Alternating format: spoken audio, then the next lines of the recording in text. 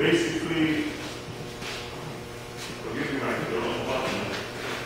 Well, that was long. Anyway, here's the agenda. So we're going to do a review of what's been going on in our environment, marketing environment, pricing environment over the last 2 years, basically, first of all. And then we're going to review some of what I call fundamental price. Every time you see this word fundamental, basically just saying supply and demand. You know, the supply and demand things that have been impacting your markets right here in Orangeville and in Ontario and in Canada. You know, we're going to be talking about things that have been impacting our prices over the last 2 years. We're going to look at the past, and then we're going to look at the things impacting our markets now, today, and then we're going to try and take the next step, which is the hard one, trying to figure out what's going to impact our markets going forward. Because that's what's really going to help us get to make some meaningful decisions. Okay.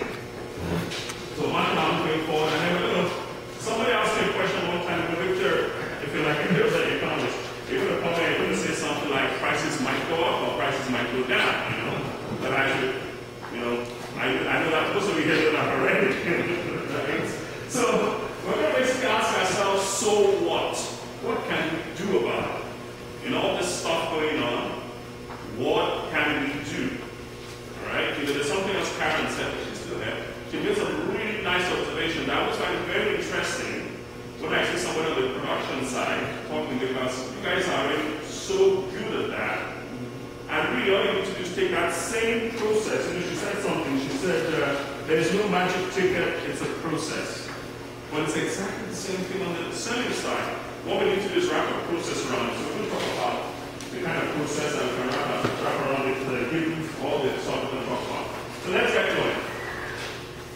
Let's look at some of the facts, some of the things we know already. During this 2012-2013 period, soybean futures hit an all-time high. We had all-time high soybean prices. Never before seen soybean futures prices we saw in 2012. Real all-time record. So when a lot of us think about those 2012 prices, early 2013 prices, you know, some people come and tell you, oh, that's what we're going to be going for now. You really have to digest what those prices represent. They represent prices we've never seen before. What it means is it's rare. It's really rare. It's not normal. One of normal prices. Likewise, corn futures prices hit an all-time high in 2012 and remained high during the first half of 2013. Of this year, we're still in 2013. These are some of the facts. You know, soybean prices hit something like $18 plus, in my mind, if I recall. Corn prices hit more than $8 a bushel futures full basis in 2012. These prices were all-time high prices for both of these commodities. Okay? Soft red wheat prices, which is what most of us grow here, hard red, also enjoyed top quartile, top 25%. It did not hit all-time highs. Our all-time high wheat prices occurred in 2008. Early 2008, when, you know, on the backs of 2 years of drought in Australia, you know, that we had these really, I don't know if you can all recall, that year, hard red wheat was selling for something, if you still had any, you could have gotten something like $22, $20 a bushel in February of 2008. And soft red, even a new crop, you know, that year I was selling wheat for farms, right, 2008, we talked to just outside of Atlanta. The futures was something like $14 a bushel for soft red wheat, new crop in 2008. The basis was about -$3, but that was still throwing out a number about $11 a bushel. So that was another truly unusual situation. All right? I just tried to highlight these on that unusual class. So, coming into the fourth quarter of 2013, which is where we are now, as the North American crop has been made, most of it is already in the bin. The USA tells us, the United States Department of Agriculture tells us that American crops are something like 98% harvested now. So they're in the bin. All right? And by law, the elevators have to report what they have. So in January, we're going to have the final numbers. It's a pretty, people say, oh, you're still know what they're saying. You're right. Before it hits the bins, a lot of it is field tests, satellite scans, you know, field samples. But once you get into the bin, you get the real hard numbers. All right? And then you go back and make adjustments. And in the last few years, guess what? They've been adjusting higher. almost every year. Okay?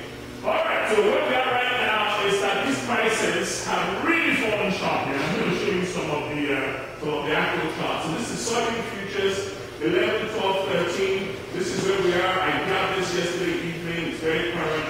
This is that high price we had in 2012, 7. This is the front. I'm just looking at the front one, not the front. But we're still talking about $17.80 something cents. These are closing prices. Pretty good prices, right? 2012 was when we had that big drought in the U.S. First of all, we had the weather scare in South America, and then we had that. I remember in 2012 how it all started, and everybody thought it was an early. We forget it was an early crop year last year. We had a very early cropping season, and everything was looking amazing in April and most of May. And then June came around, I think it was June or early July, and we had that something like 28 days of 100 plus 32-degree weather or higher consistently in the heart of the Midwest there. Okay, it was just, even nighttime temperatures didn't drop below 28 or something like that. And that's what happened in that big chunk of the Midwest there last year. Okay, very unusual. There's that old joke. I don't know if he was saying, like, nightmarish, whatever. But it says droughts take a long time to form. You know, it's one day, then the second day, then the third day, then the fourth day, fifth day. Every day, it's every day, right? It takes a long time to form, and they end in one day. Droughts end in one day. One day, bang, it's going through. Okay? So it took a while, in that July period, it was July, you can see it. As that dry weather continued to persist, the famous heat dome, our prices went up. Okay? So anyways, let's put it all into long-term context. Where we are now, where we've been in the past. So that's 2012. This is my long-term chart going all the way back to 2013. I just want to point out that even though we saw that, I just put some support lines to try to give us some kind of pricing objective. I'm going to show some I think prognosticating, trying to guess where prices are, but everybody wants me to prognosticate. The sad thing is when I'm right, everybody calls me. When I'm wrong, everybody calls me. So here's my technician will tell you, here's the support line, somewhere around that 13 baht range, 12.95, something like that. We bounced off that recently, and for now we're holding that support line for soybeans. If we break that support line, our next objective is probably like 11,600, and right there, there's some support around here. And after that, it's $9. I mean, these numbers look impossible. But look at the history. History tells me it is possible. When last did we see $9 soybeans? 2011. Well, sorry, 2010. 2011, we saw $11 soybeans. 2010, we saw $9 soybeans. All right? Not that long ago. All right? Just keep it in mind. It's not impossible. So let's keep going. Corn futures. So this is our corn futures, the big drop between old crop and new crop, and we're down here right now, somewhere in that 422 range. We've broken the 450 support line, we're way down here right now. Put it into long-term perspective, where do I think this stuff can go? We're down here, I believe our next support is around that 350 level, somewhere around here, and then we have a longer-term support since the ethanol industry arrived, basically, somewhere around that $3 a bushel level. These prices are terrifying. You think about it, you think that's $60 Yeah. Why not? Yeah, man. 2010, 2009, we had 350 corn in 2010. It's not impossible. It's unlikely for some reasons in the long run, but in the short run, yeah. Anyway, we'll talk. Soft red wheat futures, not as good a picture. The wheat futures had that big pop in 2012, but coming to 2013, we've had no surge. It's just been a steady downward trend in wheat throughout 2013. There is no story. It didn't even, wheat wasn't really so, it had some, then minus, it held a bit sometime that early part of 2013. But frankly, we haven't seen any, if you look at the trend lines all going down the medium term, there is no story for wheat. As I like to say, I don't like saying it, but it's just a fact. Wheat usually leads the market up, and wheat usually leads the market down. Because we grow wheat, exports in every part of the country has a major wheat exporter. Alright, so it means there's more bullets that can hurt the market, but it also means there are more places that we can work to fix it when the price is good. Okay, so there's more in the sense that we have major producers in Australia, we have Europe, we have Argentina, we have Canada, US, and increasingly we have partners. South Africa is a small, the swing producer. So there are more places where we can have a problem. Russia isn't a big exporter, but they're a huge consumer. The last time we had a big surge in wheat and consummate was when the Russians had a production problem. So there are more places where there can be a problem, and we certainly see wheat leaving the market high, okay? Because people start moving to corn and all that substitute. But then it also means that there's so many other places that we can quickly start to produce more if prices are good enough, So wheat tends to lead the market up and tends to lead the market down, and it certainly led the market down in this price rally that we had here. Long term, looking at this long-term chart, yes, we've come down the water. That's our lovely 2008 experience. It's a beautiful thing. I like looking at that chart. That's 2008. Anyway, so we're looking at it, yes, we've come down a lot, but still, put into perspective, we're still looking at prices that we would have been to die for in 2006 or 2007. I remember those 10 years, from around that 1998 to 2005, that was a really difficult time for us here in Ontario.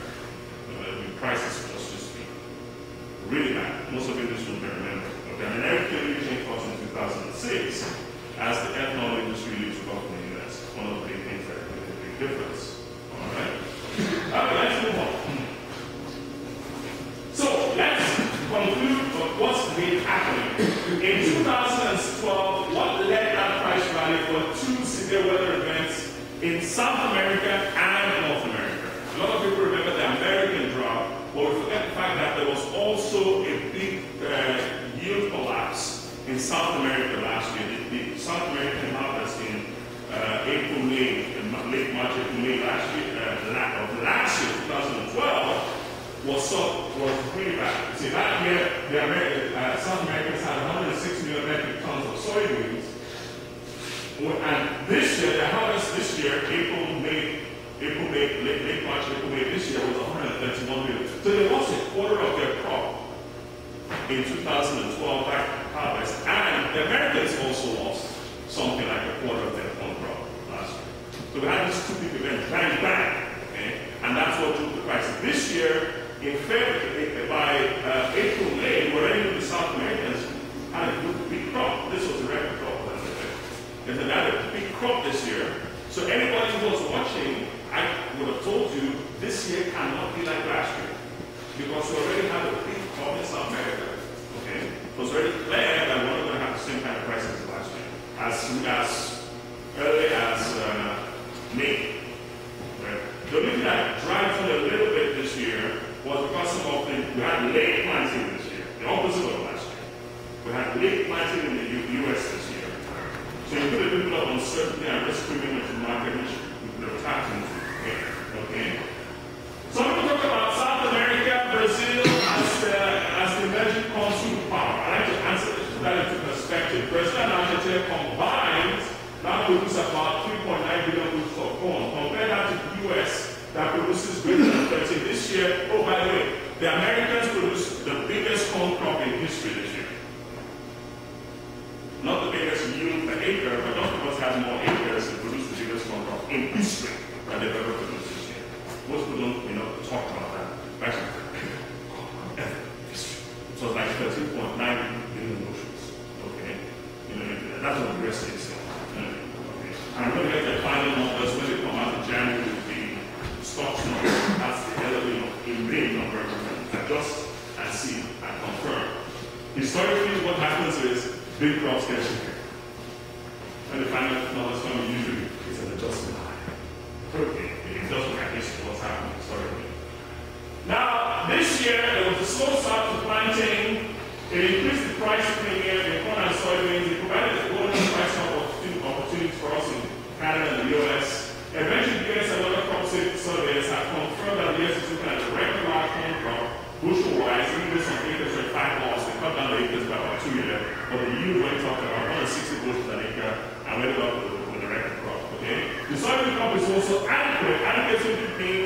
we've produced enough soybeans this year in North America to meet the demand, and we're going to have a surplus. It won't be a big surplus, but it still means we're going to have a surplus. Our reserves or empty stores, same thing, are going to be growing. All right? Let's look at some of the numbers. Very easy. If you just look at this is 2013. The US is saying 13.9 billion bushels, 98 billion bushels. And then look at some of the lines. They're telling us that feed usage this year, now the year growth runs from September 1 of 2013 through the end of August 2014 is the marketing here, because we harvested September, October, So yes, it's this crop we just harvested, it's going to feed the market. It's the main company in the market from September to August. They're saying during this period, feed usage in the US is going to grow from 4.3 billion to 5.2 billion. Wow! All I'm going to say is that some of the numbers that the USA is driving on the usage side are very aggressive. And I'm challenged to see how these numbers can be hit. But we're going to see. It means big expansion in poultry production in the US. It means big expansion in the hog production because the cattle guys can't expand fast enough. Again. So it's going to have to be the poultry guys and the hog guys. Okay? And frankly, when I talk to folks on the hog guys, for instance, they are in no mood for expansion yet. But hey, who knows? This guy's a high pay than I am. But room full of PhDs, maybe they know what they're talking about. Let's say 5.2, let's say the ethanol guys are going to go back to about 4.9 because this is a more realistic number. It was low this year, but if we go back to just regular food capacity, our ethanol capacity they can grind through more than 5 billion bushels. We've seen them doing it in Paris. And those industries are there. The hog guys are gone. Many of those are gone. They're just not there. Now we're seeing expansion on the poultry side, so that's well. Okay? Exports. They're saying exports of corn this year is going to double compared to last year. We're going to go back to close to what we've been doing in the past. Why that being from? Because the corn was so expensive. Alright, so these are some of the big numbers we should think about. Big crop, and the US is saying big usage. And these numbers are telling you our ending stocks, our reserves are going to be 1.8 billion, close to 1.9 billion by the end of August, compared to only 800 and something million at the end of August this year. August next year is going to be a whole billion bushels of more corn compared in leftover compared to where we are this year. This is what the USDA is saying. All right. And that's just a yield chart, just to give you an idea of how we bounced around. This is where we are. When I looked at this number, I tried to about what could be a reasonable number for me to use as an estimate for next year. So next year, I've tried to kind of throw a sky. Most people in my industry agree that what's likely to happen next year is that we're going to take acres out of corn and back into the oilseeds because the oilseeds are just so much more competitive right now. You know, I've already heard want to talk about that, we won't talk about that others, we're all saying, we're expecting to see a big increase in oilseed acres next year. Just because at these levels, goodness gracious, good falls apart. Now, the Americans are slightly different from us. They've always had better, I don't like this word better, more generous subsidies. Let's call it what it is. All right. Even though they keep denying, you understand? So they have something called acre, which is the favorite child in things. Okay? And the acre price is set sometime early in the year. And for this year, for corn, it's something like $5.20 a bushel. So these guys are getting $5.20. Anybody who signed up for acre is getting $5.20, even though the cash price is close to $4. All right. But acre for next year will be set next year, and given where futures are, I expect acre next year to be significantly lower. It might be as low as 420, 430, 440. And the soybean support level is going to be so much higher that I expect to see, this is just looking ahead, and things can change. I'm prognosticating here, but I expect to see a shift towards oilseed soybean acres in the US. All right? Already here in Canada,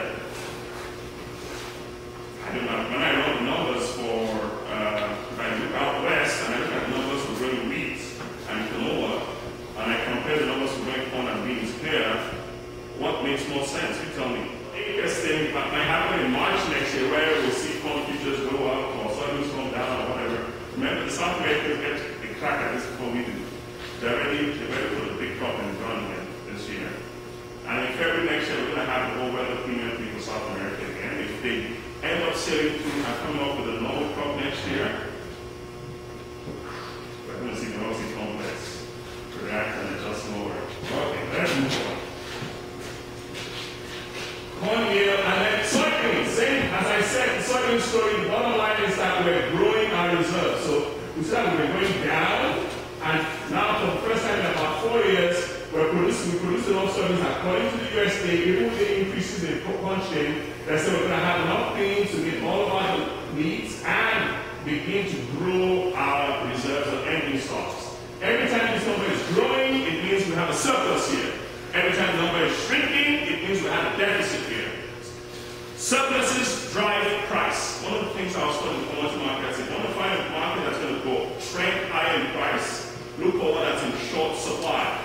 If we're going to look for a market that's going to trend lower in price, look for one that's in abundant supply, too much, okay? You will see that that price will generally trend by balance market will generally going down, and vice versa. So if we're building our reserves, it means we have a surplus market. Expect the trend to be generally lower. But it's telling you, and I like to say the market's always talking to us. We just need to listen. Okay? I'm not going to tell you what happens tomorrow, but I can tell you in the medium term, in the next few months, just looking at one of these numbers. Okay. Soybeans, and that's the trend line for soybeans. Let's look at the world picture. World soybean production. This is 2013 crop. Now this estimate, this is for the crop planted that year. The USDA is already putting out projections for that South American crop. And if they're correct, whoa, another big tick higher. In fact, one of the highest ending stocks we have seen in 8 or 9 years. This is for oil seeds now. We're talking about soybeans, canola, sunflower, what have you. They're saying that given what's happened for the 2013 crop year, already in 2012, we've seen a bit of a tick higher. That's that small increase. But they're projecting that that's what we're going to grow much more for the crop we planted this year.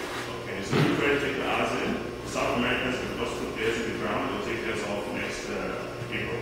Alright? The US is telling us, based on what April is doing, we're looking at possibly an even bigger acceleration in growth in our world reserves, and that would mean an acceleration in downward movement of our oilseed commodity prices. It does everything else we need. Okay? And just looking at the headline numbers, the U.S. production in 2013, 18.7 million metric tons.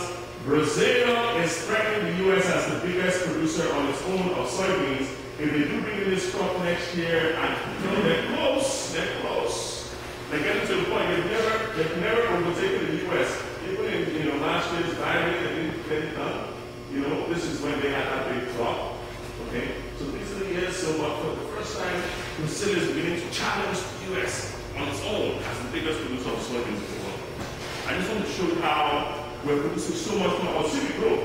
Brazil's annual change compared to just 2006 when this whole rate, the Brazil is producing 50% more soybeans. It's going to produce 50% more soybeans in this year's crop compared to 2000.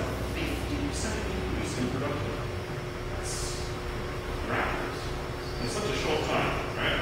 Argentina is also not sitting down. They're doing gangbusters. And then China's imports are what are helping. If we did not have a China, I guess we'd never even have been able to, we wouldn't have done it, but it's China's consumption that's helping us keep that China moving. It's Chinese, growth in their imports, soybean imports. So this is the world we live in, all right? On the oilseed side, it's a big story. This is the part I think still has some opportunities over the next 12 months. Corn, we need a problem somewhere to help us. If not, I just see it going to continue to go down in the longer term, okay? But the oilseed still has opportunities in it for us in the short run, in the next 4 or 5 months. If the Brazilians bring in this crop, well, world corn numbers. Those are, you can see that is growth. Yes, and most of this is on the back of the US crop. You can see that we've completely turned around, and that our downward movement in ending stocks, shortage that we've had has changed to this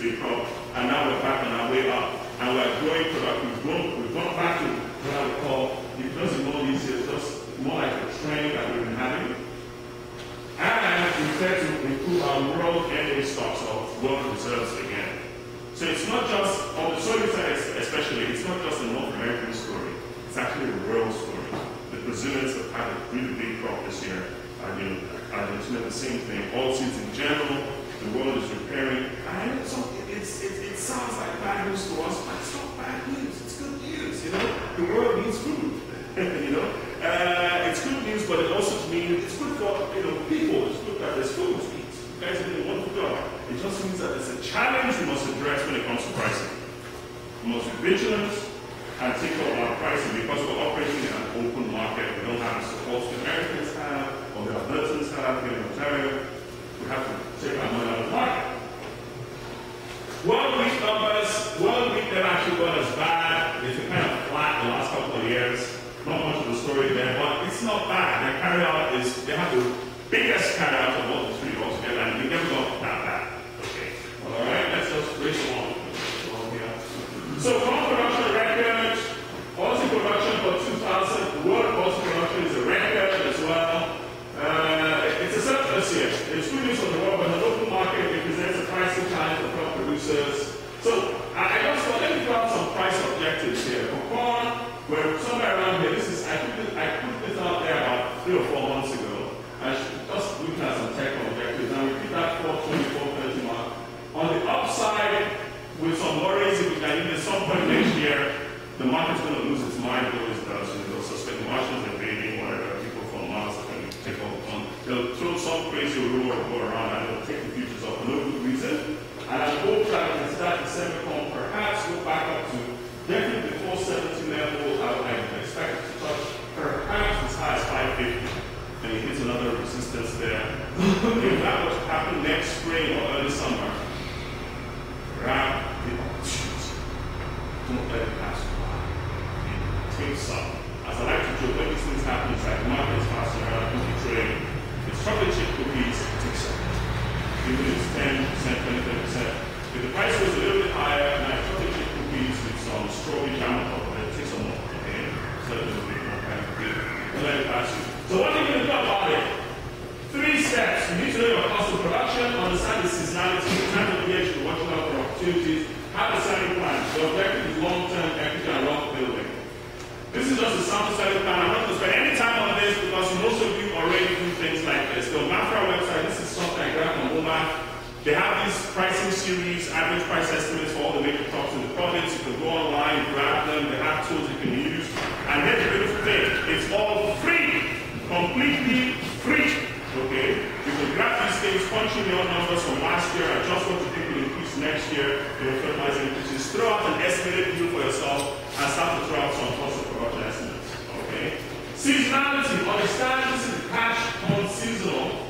It tells you that the best time for me to be watching out for pricing for my new crop is sometime in that May through early July, first week in July period. I should make sure I don't find myself having to sell corn in September, October, November. It's usually bad, right? At that point in time. This is just this.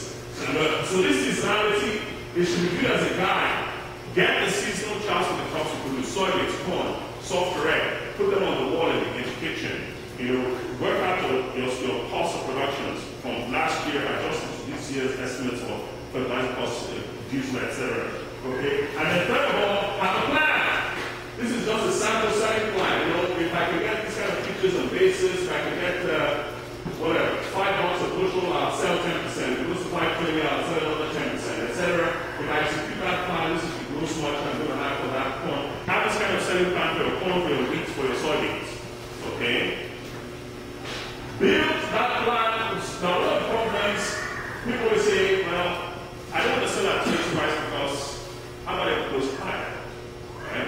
That's always the challenge. What if prices go higher? I like to suggest that the real thing you should worry about is what if prices go lower. It's not a hypothetical question. I'm really asking that question. I'm saying it's a serious question. If prices went lower, would you be able to pay your mortgage? Would you be able to cover your living expenses? If you're not on farm income or farm income, would you be able to keep that crop in the bin and wait till next summer for opportunities? What's your plan B? These are serious questions. If you tell me, well, I have low debt, I can afford to wait, then you can afford to take more risk. But if you tell me I can't absorb the loss in price, price or delayed cash. I need cash on sales. Then I would say sell earlier. And if you're hoping for high prices, use options, a limited risk method. Pursue it. So what the price go lower should guide the kind of risk that we're willing to absorb, in my opinion, or take on. Okay. On the side of financial risk, so this is an example. This person says I have 50,000 in overdraft. I need to pay 4% interest, 2,000. My fixed term interest mortgages, the fixed interest rate, 250,000. Whatever your number is. This is the principal interest I've come up with this year. Same thing on my variable rate long-term debt. Call your bankers. They're very happy to tell you how much you have to send to them this year. Okay. Add up all those numbers. That becomes your financial risk. All right. Above and beyond the operational cost of producing the crop. What do I have to send to all my clients in mortgage payments, principal interest this year, living expenses? That is your bottom line number. That's the number you have to, you really want to come up with at least that and more this year. That number, again, this person said, well, I need to come up with 51,000 in principal and interest, plus my living expenses, 100,000 a year, and I'm going to go on 2 cruises to my wife this year or whatever. Okay? Add that 151,000. How do I get there? Okay. Look at my selling plan. If this is my selling plan for corn, soybeans, wheat. Let's look at the numbers. Do I get there? I do. So this person said, so I'm going to make for corn. This is on soft bread. I can cover like that. Then I have to say, how about it went down by 20%, 40%? Then what? Do I still have enough? Okay, or you can test, okay, the soybean price dropped, the corn price went up. How that impact my ability to pay my mortgages, etc., living expenses, and what have you. We should all go through this process. Alright, because if you think about it, that's what we've done on the production side. I'm going to end here. After the 2012 drought market, 2013 has seen a recovery in US and world post-grain production, alright, on the production side. And 2013 harvest prices are settled lower. I believe that spring and summer of 2014 will provide pricing opportunities for the vigilant seller because we still have to produce a decent crop. Be careful, because I believe the oilseed market will may begin to trend lower earlier if the South Americans come up with a big crop. But I still think you're going to have opportunities in the oilseed side earlier. In fact, even today's prices for new crop, they're still relatively decent. All right? Growers, I have a plan to take opportunities when they occur in 2014. Consider some early oilseed sales. When we get to 20% for 2014, perhaps it's time to consider some of those early sales right now, because you can still do what? Over $12 a bushel, pretty certain, for 2014 beans, right? Historically, that's a darn good price. But don't just stop there. Take that price, punch it into your plans, look at your costing and everything. Look at your financial objectives. What does that mean to you as the cash flow in your reality currently? Okay? Avoid the miss the boat syndrome. Most of you have heard me tell this joke before. There's that we're always waiting for the better price around the corner. That's a better boat. $12 soybeans is a beautiful boat. Get in it. No, but I've heard the $14 boat is coming, so I'm going to wait for the $14 boat, right? And what usually happens is the $12 boat sails away, and then the $10 boat comes along. $10 boat doesn't look nice when you see the $12 boat. And it's like smaller cabins, only one small swimming pool. Doesn't have to be like three company that $12. So you say, I'm going to get the $10 boat, I'm going to wait for the $12 boat to come back. But then the $10 boat sails away, and then the $9 boat comes along. And I like to joke, the $9 boat is a rust boat. You can all the school, no carpets. Everybody sleeps on the deck. You understand? I'm always very proud that lots of people on the way. So, avoid these boats, Can I take questions now? Now we got time for a couple. All right. Any questions? The Canadian dollar, I see it's going down. Yeah. Well, the question is, Canadian dollar is going down. I'm not a currency person. I'm a commodity guy. But I listen to the currency guys most of the time. What's the currency guys? That basically could go up and go down. Well, anyway, economics 101. The Canadian economy and this economy have a lot of our trade in among our trade in the US.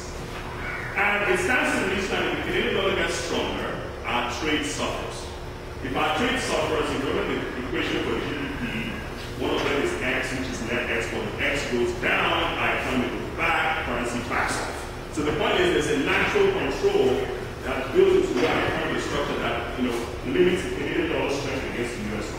in the medium term.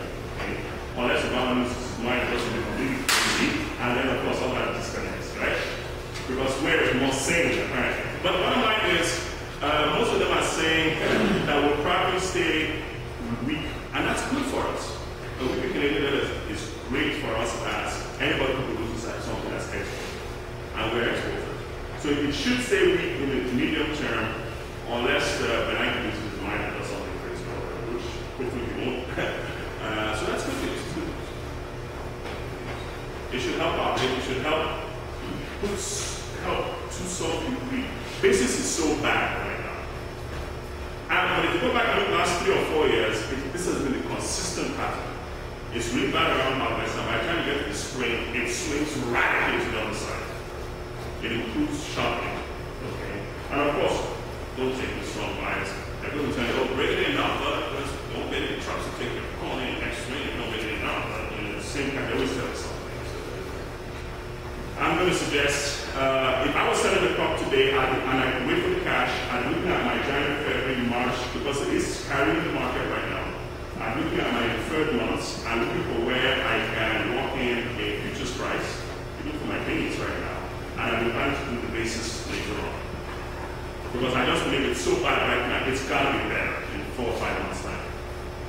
And insurance is going to help us. Any other questions? Yes. A lot of elevators and such resist the futures first. Why is that? Because it's not their business. It's not what they actually do. Elevators are basis traders. They want the physical product. When you look at the futures, and that's what they trade with their price on the sell side on the other side. Okay. So they want you to lock in the basis because that's where they sell the product. They sell basis. They sell cash, physical, right? Basis is really physical on what adjusts just to the physical price locally. So if I lock in a basis price, I have they take up they've locked in a cash sale. And that's where the business is. So it's not their habit. It's not their commercial. It's not what they do. When we do the futures first, it's not the way the business is traditionally done. But most of them, and also you're costing them these days, you're costing them margin for money. Yeah. Without giving them the trade, locking the trade. You can't outsell it. Okay. There's margin for money. So most of the big boys will do it. But a lot of futures first.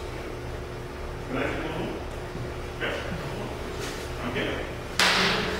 Okay, if there's no other question, I'm going to end by wishing you all a very safe, a very blessed, and